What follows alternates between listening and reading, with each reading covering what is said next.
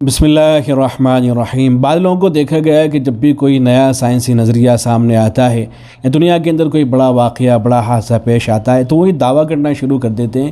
کہ یہ جو نیا سائنسی نظریہ پیش کیا جا رہا ہے یہ تو پہلے ہی سے قرآن مجید سے ثابت ہے، قرآن مجید کے اندر یہ تو پہلے سے موجود ہے،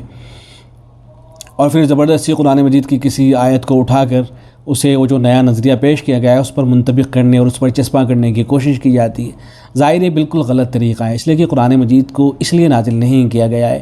اور قرآن مجید کے اندر ہر طرح کے فارمولے اور سائنسی چیزیں نہیں بیان کر دی گئی ہیں۔ قرآن مجید کتاب ہدایت ہے، وہ اللہ تبارک و تعالیٰ کی طرف سے ہدایت کے لیے نازل کیا گیا ہے، وہ کوئی سائنسی کتاب نہیں ہے۔ یہ الگ بات ہے کہ بہت سی باتیں سائنسی قرآن مجید نے ضمنی طور پر بیان کی ہیں، لیکن ہر طرح کا فارمولہ قرآن مجید سے نکالنے کی کوشش کرنا یہ غلط طریقہ ہے، اس سے گمراہی پھیلتی ہے۔ بعض لوگوں کو تو یہ دیکھا گیا سوشل میڈیا پر، وہ تو یہ دعویٰ کر رہے ہوتے ہیں کہ قرآن مجید کے اندر آپ کو ہر طرح کا فارمولہ مل جائے گا، ہر طرح کی بات مل جائے گی۔ پھر جو نوجوان ہوتے ہیں جو تحقیق کرنے کے لیے قرآن مجید کو لے کے بیٹھتے ہیں تو جب دیکھنا شروع کرتے ہیں تو ان کو کوئی اس طرح کی بات نہیں ملتی ہے، تو ان کو مایوسی ہوتی ہے، احساس کمتری کا وہ شکار ہوتے ہیں۔ تو اس طرح کے دعوے بہرحال نہیں کرنے چاہیے، یا ایسے ہی زبردستی کسی قرآن مجید کی آیت کو اٹھا کر کسی نئے نظریے پر چسپاں کرنے کی کوشش نہیں کرنی چاہیے، اس لیے کہ سائنسی نظریات وہ ایسے ہی ہوتے ہیں، آج کوئی نظریہ ہے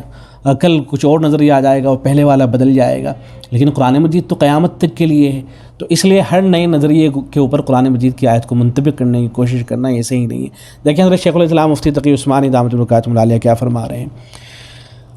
یہ جو اس طرح کی باتیں کی جاتی ہیں کہ قرآن و حدیث نے چاند پر جانے اور خلا کو فتح کرنے کا فارمولہ کیوں نہیں بتایا، تو حضرت کہتے ہیں کہ آج کل بڑی کثرت سے لوگوں کے ذہنوں میں یہ سوال پیدا ہوتا ہے کہ قرآن کریم نے چاند پر جانے کا کوئی طریقہ نہیں بتایا، خلا فتح کرنے کا کوئی فارمولہ محمد صلی اللہ علیہ وسلم نے نہیں بتلایا، یہ سب قومیں اس قسم کے فارمولے حاصل کر کے کہاں سے کہاں پہنچ گئی، اور ہم قرآن بغل میں رکھنے کے باوجود پیچھے رہ گئے، تو قرآن و سنت نے ہمیں فارمولے کیوں نہیں بتلائے؟ تو جواب اس کا یہی ہے کہ اس لیے نہیں بتلایا کہ وہ چیز عقل کے دائرے کی تھی، اپنی عقل سے اور اپنے تجربے اور اپنی محنت سے جتنا آگے بڑھو گے اس کے اندر تمہیں انکشافات ہوتے چلے جائیں گے، وہ تمہارے عقل کے دائرے کی چیزیں ہیں، عقل اس کا ادراک کر سکتی تھی، اس واسطے اس کے لیے نبی بھیجنے کی ضرورت نہیں تھی، اس لیے رسول بھیجنے کی ضرورت نہیں تھی، اس کے لیے کتاب نازل کرنے کی ضرورت نہیں تھی، لیکن کتاب اور رسول کی ضرورت وہاں تھی جہاں تمہاری عقل عاجز تھی۔ ایسے ہی سوال کا جواب دیتے ہوئے کہ قرآن و حدیث میں ایٹم بم بنانے کا فارمولہ کیوں نہیں، فرماتے ہیں کہ آج سائنس اور ٹیکنالوجی کا دور ہے، ساری دنیا سائنس اور ٹیکنالوجی میں ترقی کر رہی ہے، لیکن ہمارا قرآن اور ہماری حدیث سائنس اور ٹیکنالوجی کے بارے میں کوئی فارمولہ ہمیں نہیں بتاتے ہیں کہ کس طرح سے ایٹم بم بنائیں، کس طرح سے ہائیڈروجن بم بنائیں۔ اس کا کوئی فارمولہ نہ تو قرآن کریم میں ملتا ہے اور نہ حدیث رسول صلی اللہ علیہ وسلم میں ملتا ہے۔